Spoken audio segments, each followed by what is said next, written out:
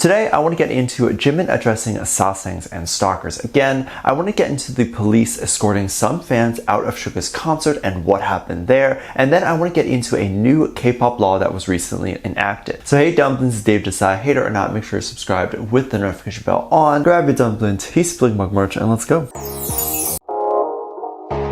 We need to talk about the Korean government and addressing a new law that seemingly was enacted. This will change everything as we know it in K-pop. But before we talk about that, there definitely needs to be some backstory on what is going on. If you're unaware, K-pop labels like to scout potential trainees and idols at a very young age. Given this is voluntary, right? These underage trainees or idols have to choose to be there. I've mentioned this before, but companies typically like to have the idols debut young, especially girl groups, as they typically want girls to be as young as possible for as long as possible. I'm sure every girl knows the very sexist saying that society throws out, which is that women lose their value after 25 or 30, which is such an ugly and untrue concept. I think this is very gross for many reasons, right? Like obviously the exploitation of young idols and those sorts of things, but girl groups are predominantly marketed towards a male audience and boy groups to a female audience. And then there's overlap, like I love both boy and girl groups. But this means that when a girl group debuts at a young age, these young girls are being shown and sometimes sexualized even though they're underaged. And they do this to sell albums. I obviously won't be naming any specific groups here, but I think the main concern is simply exploitation.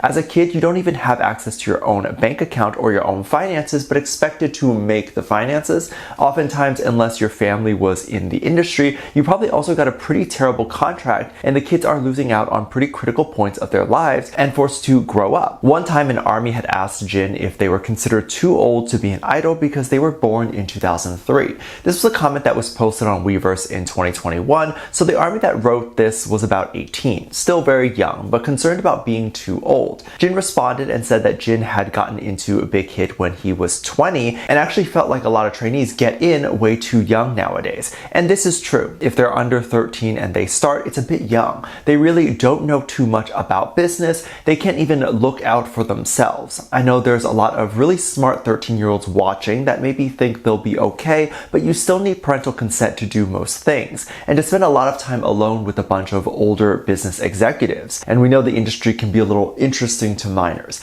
It's not a great position to put yourself in, and I'm sure there's many instances of minors getting drunk and spending the night with an older executive. All this, I think, sparked a conversation within the Korean government to talk about there needing to be essentially child labor laws for these sorts of things. Recently, the government issued a new bill called the Popular Culture and Arts Industry Development Act. This law is public and you can Google it and literally just read the entirety of it if you're interested. The law is basically put in place to protect those minors from being exploited and overworked, and they give very specific guidelines and working hours for people of specific ages. There's going to be some issues here right off the bat. I think the companies will enforce laws and follow them, of course, but I think what's going to happen is those minors who secretly work and practice on their own time and work actually more than the allowed hours are going to be the ones that end up debuting. When the companies see trainees or idols that are just putting in the legal amount of hours, those trainees might not debut because one, the company sees they're not dedicated, and also the ones who put in more hours on their own time are naturally going to be better. It's similar to what has been talked about as the 996 work culture in China. It basically means working 9 a.m. to 9 p.m. 6 days a week. And obviously this is not legal, but when you see your colleague putting in those hours, you now will try to put in those hours because you want a promotion. And then other coworkers follow too, otherwise they feel they could be replaced or be stagnant in their career. The Chinese companies aren't actually even promoting 996 at all, and they would get in trouble if they did, and some even tell their employees to go home.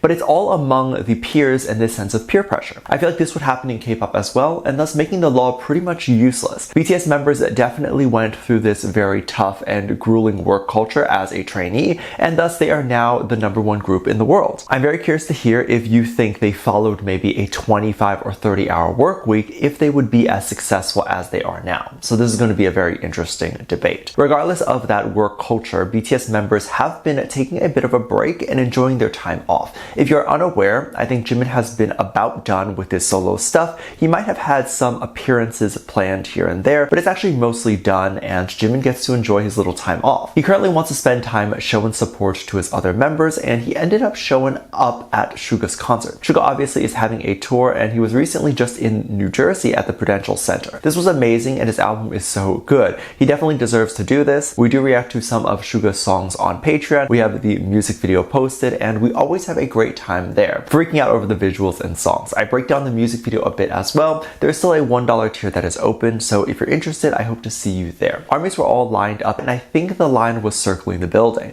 Not outside, but like up the stairs and those things, and people actually saw Jimin walk out of his van and go in through the back door. People noticed Jimin right away, and then the word spread fast. Once everyone was settled in at the concert, everyone just started to look for Jimin, which is so funny. Suga actually had to say on his microphone that this was his concert and asked everyone to focus on him, not Jimin. And Jimin actually encouraged people to not record him, but to record Suga. I think a bunch of people online actually knew that Jimin was going to be there, or at least just saying that. And this was interesting because it sparked another conversation of how so many people knew what was going to happen and how many Sasaengs or Stalkers were going to be there. Jimin has encountered this a couple of times, and actually one time during a live stream with J-Hope, someone actually rang for the phone during the stream, and Jimin actually went to pick it up. It sounded like his cell phone. It wasn't like the hotel phone, but the phone vibrated, and then Jimin got back to the stream and asked armies to not call him. Obviously, these were not armies that were calling, but stalkers. And this has been a concern with Jimin and BTS members going anywhere. People thought that even back then, Jimin was calling out these stalkers to tell them to leave BTS alone, and this instance was likely him calling out those stalkers.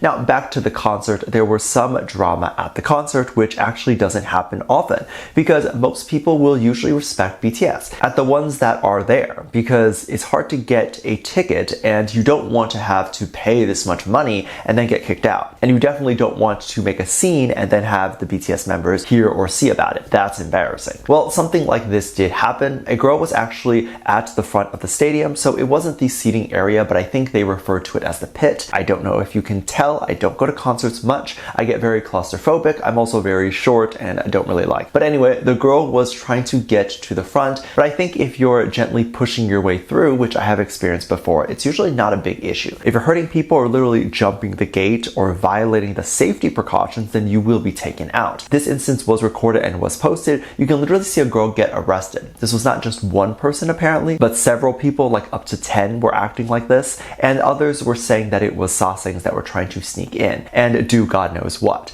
But they did get arrested, and some were literally dragged out. People were saying this is quite embarrassing, and while the security did a good job at removing those people, if I was the idol performing, or Suga in this case, I don't know if I would feel safe going on stage knowing that there were like 10 people doing these terrible things, and probably more that were acting okay until Suga actually came on, and then who knows what they would have done. We've seen fans jump the stage to reach the artist before. I think what probably happened is that they didn't tell Suga until after the show, because what artist would come out knowing what just happened? But it was probably interesting because Jimin was actually spotted at one of the balcony spots, and thus could see everything. This was likely before Jimin had been officially spotted, but there was definitely a chance he heard or saw what was going on. I could imagine that could possibly have made him feel very nervous to be there. In fact, if I was a singer that night, I would probably turn right around and go home. I ain't about to go on stage, and it's not completely safe. Luckily, nothing like this happened on stage, and the artists and all the fans were fine. But this is really not a good time to be acting like this. It's never a good time, but definitely not now. And I don't mean because it's a concert. I mean because everyone is on edge. This is one of the last few concerts that the members may have before the military, and this is one of the first few after the pandemic. So people are on edge. People are happy to be there, and even more mad if you ruin the event. So please, for the rest of the tour, let's behave ourselves. Let me know what you think. Make sure to check out my Patreon for more videos, link down below. Thank you for this lovely comment right here. Love you, bye.